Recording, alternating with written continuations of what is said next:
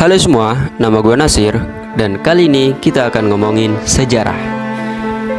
Tapi disclaimer dulu nih ya. Di sini gue bukan sebagai ahli sejarah, hanya sebagai orang yang suka sejarah dan suka membagikan informasi-informasi menarik soal kehidupan.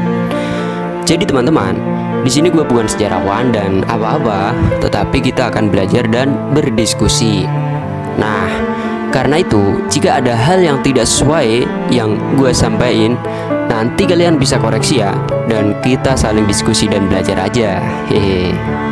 Teman-teman, dari kalian pernah gak sih ada yang kepikiran bagaimana sih sejarah bangsa kita ini ditulis? Siapa sih yang menarasikannya, dan apakah narasi sejarah bangsa kita ini sama di setiap generasinya? Pernahkah kalian bertanya-tanya mengenai itu? Nah, jika di antara kalian ada yang pernah bertanya-tanya hal demikian, pas banget nih. Karena kali ini kita akan bahas itu. Tapi sebelum itu, seperti biasa, kita intro dulu ya.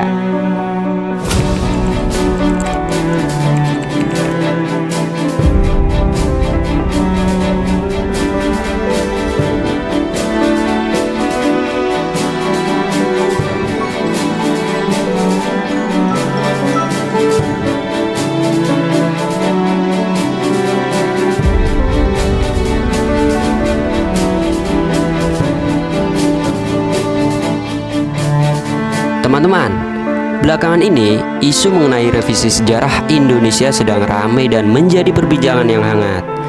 Lalu, sebenarnya hal apa yang melatar belakangnya? Apa saja aspek sejarah yang direvisi dan bagaimana dampak bagi pemahaman kita tentang masa lalu bangsa? Kita semua telah mengetahui bahwa sejarah bukanlah sekedar kumpulan fakta mati. Ia adalah sebuah narasi yang dibangun dan diinterpretasikan oleh manusia. Seiring berjalannya waktu, karena kemajuan teknologi yang berkembang, ditemukanlah perspektif baru, temuan baru yang bisa jadi terabaikan selama ini. Nah, karena inilah upaya untuk meninjau dan merevisi sejarah menjadi suatu hal yang penting adanya. Ada beberapa alasan mengapa sejarah perlu direvisi, yaitu yang pertama, melengkapi perspektif yang kurang terwakili. Jika narasi awal dalam sejarah yang sudah ditulis seringkali didominasi oleh perspektif penguasa atau kelompok tertentu, sementara kelompok lain, misal kaum minoritas, perempuan, atau masyarakat lokal, kurang mendapat perhatian, maka dalam hal ini sejarah bisa direvisi untuk menghadirkan gambaran yang lebih inklusif. Lalu yang kedua, mengintegrasikan temuan penelitian terbaru dengan perkembangan ilmu pengetahuan termasuk arkeologi, antropologi, dan sejarah lisan yang begitu cepat. Ditemukanlah penemuan-penemuan baru dan metode analisis yang lebih canggih. Nah, dari sisi ini akan memberikan kita pemahaman baru yang berbeda tentang peristiwa masa lalu. Yang ketiga, mengoreksi interpretasi yang bias. Penulisan sejarah atau historiografi tidak selalu bebas dari bias. Dari kalian pasti ada yang pernah dengar gini kan? Sejarah adalah milik mereka yang menang. Iya kan? Misalnya karena latar belakang politik, ideologi, atau penulisnya, sehingga narasi awal sejarah menjadi bias. Nah, dengan adanya revisi ini akan dapat membantu mengidentifikasi dan mengoreksi interpretasi yang dianggap tidak akurat atau tendensius. Lalu yang keempat, relevansi dengan masa kini. Teman-teman, kalian tentunya sepakat dengan pemahaman bahwa sejarah yang baik, yang lebih akurat, yang lebih komprehensif akan dapat membantu kita untuk lebih memahami akar permasalahan bangsa saat ini dan kemudian memikirkan bagaimana bangsa ini bisa menjadi lebih baik dan kemana bangsa kita ini akan mengarah di masa depan.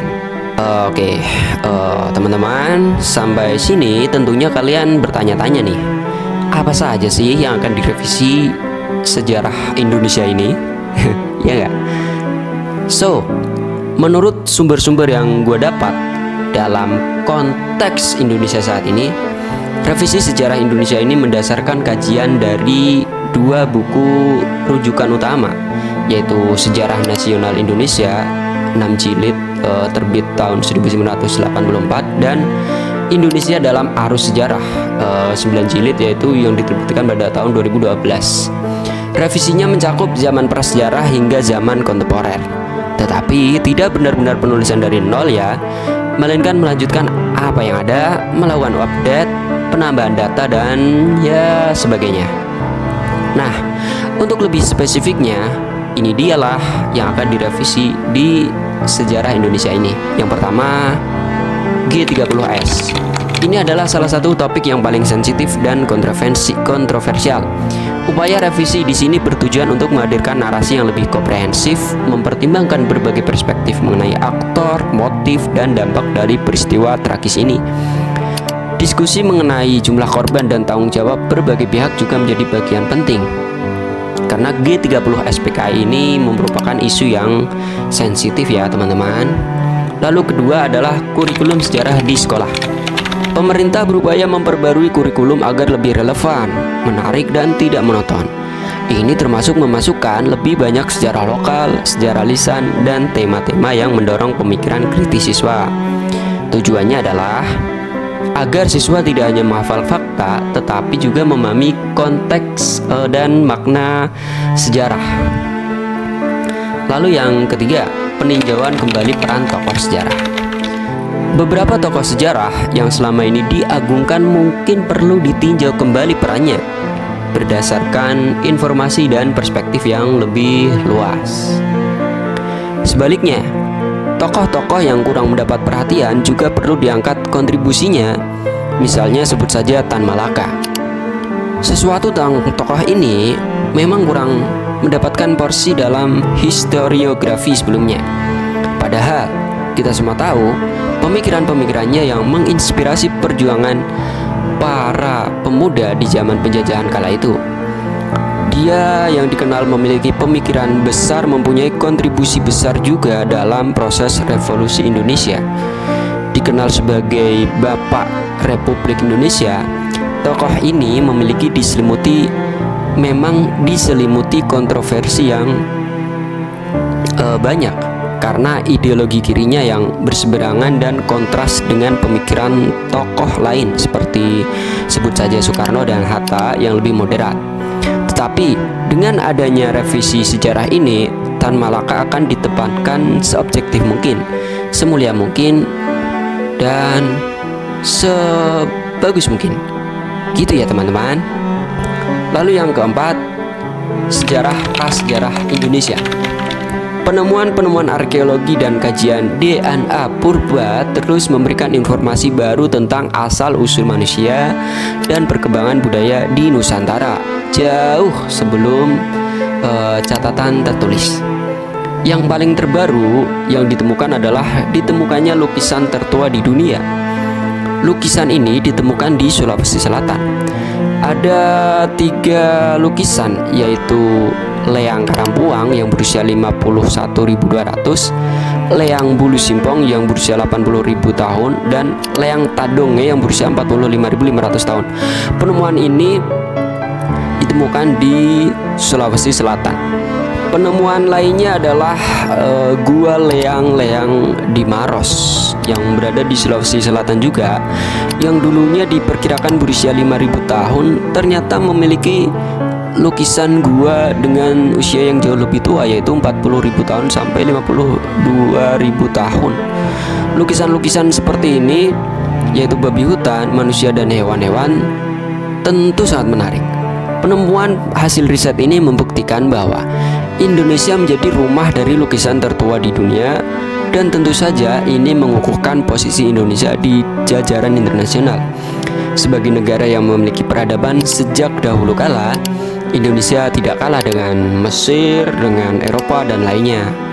Maka revisi di area ini penting untuk memperbarui pemahaman kita tentang akar sejarah bangsa yang sangat panjang dan menambah kepercayaan diri gitu akan bangsa Indonesia ini di mata internasional. Gitu teman-teman. Lalu yang kelima, narasi kemerdekaan yang lebih inklusif. Upaya untuk memperkaya narasi kemerdekaan dengan memasukkan peran serta berbagai kelompok masyarakat, etnis, dan daerah yang mungkin kurang terekspos dalam narasi sentral selama ini juga menjadi perhatian. Lalu yang keenam, masa kolonialisme. Selama ini, dalam sejarah-sejarah yang diajarkan di bangku sekolah, Indonesia mengalami masa penjajahan selama 350 tahun. Wow, lama sekali itu ya teman-teman. 3 abad lebih loh, iya gak? Gila gak tuh? Dari kakek-kakek sampai generasi cucu itu Maya, iya gak? Nah, sebenarnya rumor Indonesia dijajah selama itu tuh dari mana sih? Ada yang tahu? Jadi itu tuh bermula dari pidato Presiden pertama Soekarno pada 17 Agustus 1946 dan pidato-pidato Soekarno lainnya. Tapi teman-teman, maksud Bung Karno itu sebenarnya untuk membangkitkan semangat nasionalisme dan patriotisme supaya jangan sampai kita dijajah lagi gitu. Apalagi ya selama itu gitu. Itu tuh kayak sebagai pengingat aja gitu teman-teman. Ada juga sumber kalau narasi penjajahan selama 350 tahun itu muncul dari pernyataan Gubernur Jenderal B.C. de Jong yang mengatakan Belanda telah berada di Indonesia selama 300 tahun dan akan terus berkuasa selama 300 tahun lagi. Gitu kata dia. Gila kan? Nah, dari pernyataan si Gubernur Jenderal ini nih, kemudian diadopsilah oleh Bung Karno dalam pidato-pidatonya. Wah, bener-bener ini ya, penyesatan sejarah ini namanya. Nah, ini nih yang akan direvisi juga. Jadi menurut beberapa sejarawan, angka 350 tahun ini tidak akurat teman-teman. Karena ya dalam kurun waktu itu perlawanan terhadap Belanda terus terjadi. Misalnya di Aceh, Sumatera, Bali, Sulawesi, dan sebagainya. Jadi ya narasi dijajah selama 350 tahun sebagai generalisasi ini dianggap kurang tepat. Jadi berapa lama yang tepat? Nah, ada 2 pendapat nih. Pertama, menurut G.J. Racing, seorang ahli hukum internasional berdarah Indonesia Belanda, Indonesia tuh dijajah selama sekitar 50 tahun. Perhitungannya dimulai setelah Aceh dipaksa menandatangani plakat pendek pada tahun 1904 Masehi. Plakat itu menyatakan Aceh mengakui kedaulatan Hindia Belanda dan wilayah Aceh merupakan bagian dari Hindia Belanda. Yang kedua, Indonesia dijajah selama lebih dari 100 tahun. Ada 3 sejarawan Indonesia yang berpandangan seperti ini, yakni yang pertama Dr. Lili Suratminto MA dari UI, Dr. Sri Margana dari UGM, dan Boni Triana selaku pemeret majalah Historia. Dinyatakan penjajahan dimulai sejak VOC bangkrut dan diambil alih oleh pemerintah Belanda pada tahun 1800. VOC yang berkuasa dari 1602 Masehi sampai 1800 Masehi itu dinyatakan bukan penjajahan, melainkan kapitalisme. Karena misi VOC adalah perdagangan.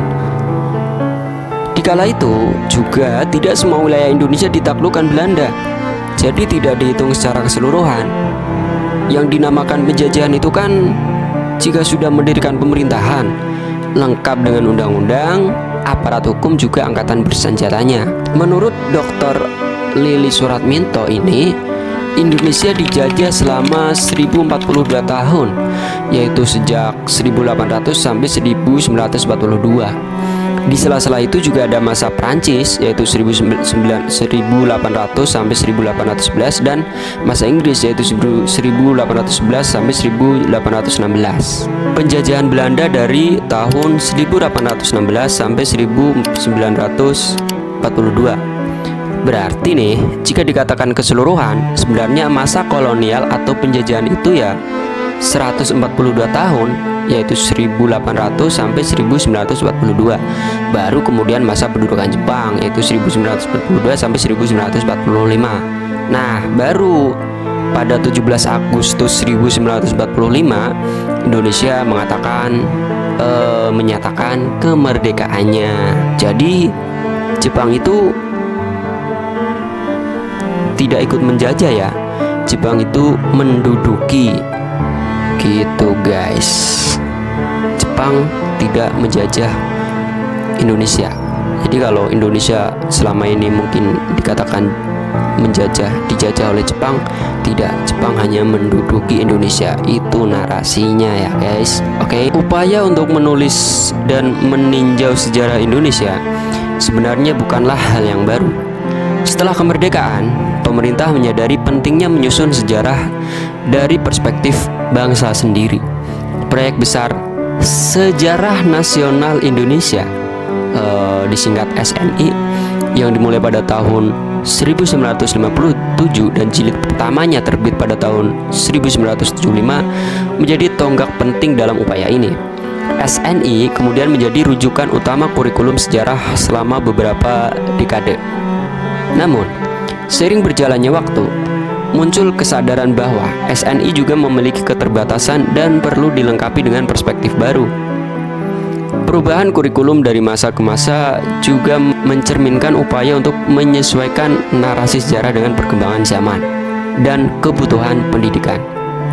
Upaya revisi yang sedang berlangsung saat ini dapat dilihat sebagai kelanjutan dari dinamika ini, dengan fokus yang lebih spesifik pada isu-isu sensitif dan melibatkan lebih banyak pihak. Teman-teman, proses revisi sejarah bukanlah tanpa tantangan tentu saja.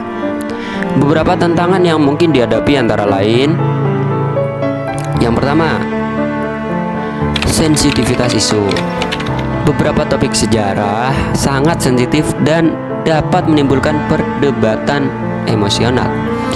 Penting untuk melakukan revisi dengan hati-hati dan mengedepankan dialog yang konstruktif. Yang kedua, keterbatasan sumber. Tidak semua periode sejarah memiliki sumber yang lengkap dan terpercaya.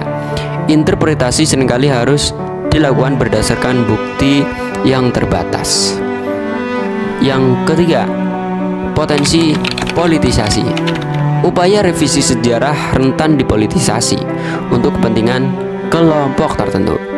Penting untuk menjaga independensi dan objektivitas dalam proses ini. Nah, ini nih yang juga menjadi isu panasnya, karena ada beberapa yang mengatakan kalau revisi sejarah yang sedang digarap ini nih adalah akan menjadi sejarah versi penguasa. Ini tentu sangat menarik ya untuk didiskusikan. So, gimana menurut teman-teman? Oke, namun di balik tantangan tersebut ada juga harapan besar yang ingin dicapai melalui revisi sejarah Indonesia, yaitu misalnya pemahaman yang lebih akurat dan komprehensif, menghadirkan gambaran masa lalu yang lebih utuh dan tidak bias. Kedua, rekonsiliasi dan keadilan, membantu bangsa ini untuk lebih jujur dalam melihat masa lalunya, mengakui kesalahan, dan berupaya mencapai rekonsiliasi bagi korban. Yang ketiga, penguatan rasa kebangsaan yang inklusif, membangun rasa persatuan yang didasarkan pada pemahaman akan keberagaman dan kontribusi seluruh elemen bangsa dalam sejarah. Yang keempat, pembelajaran yang lebih bermakna, membuat pelajaran sejarah lebih relevan, menarik, dan mendorong pemikiran kritis generasi muda. Upaya revisi sejarah Indonesia adalah sebuah proses yang kompleks dan berkelanjutan. Ini adalah cerminan dari dinamika sebuah bangsa yang terus belajar dan berupaya memahami masa lalunya dengan lebih baik. Dengan melibatkan berbagai perspektif, memanfaatkan temuan penelitian terbaru, dan mengedepankan dialog yang konstruktif, diharapkan revisi ini dapat membawa kita pada pemahaman sejarah yang lebih akurat, inklusif, dan bermanfaat bagi masa depan bangsa. Disebutkan oleh Menteri Kebudayaan yaitu Fadlizon, revisi sejarah Indonesia ini melibatkan hampir 100 lebih sejarawan senior dan dipimpin oleh Profesor Susanto Zuhdi, yaitu seorang sejarawan senior dari Universitas Indonesia UI. dan direncanakan terdiri dari atas 10 jilid. Ini meliputi yang pertama sejarah awal Nusantara, kedua Nusantara dalam jaringan global meliputi India dan Cina, ketiga Nusantara dalam jaringan global meliputi Timur Tengah, keempat interaksi dengan Barat meliputi kompetensi dan aliansi, 5 respon terhadap penjajahan, 6 pergerakan kebangsaan, 7 perang kemerdekaan Indonesia, 8 masa bergejolak dan ancaman integrasi, 9 Orde Baru yaitu dari tahun 1967 sampai 1908, dan ke-10 yaitu era reformasi yaitu 1999 sampai 2024. Penulisan revisi sejarah ini ditargetkan selesai sebelum 17 Agustus 2025, sekaligus akan menjadi kado ulang tahun Republik Indonesia yang ke-80. Wow, that's good. Akan tetapi, tentu saja ini menjadi pro dan kontra di antara masyarakat Indonesia. Teman-teman, menurut kalian gimana nih tanggapannya mengenai revisi sejarah Indonesia ini? Komen ya, kita berdiskusi. Thank you.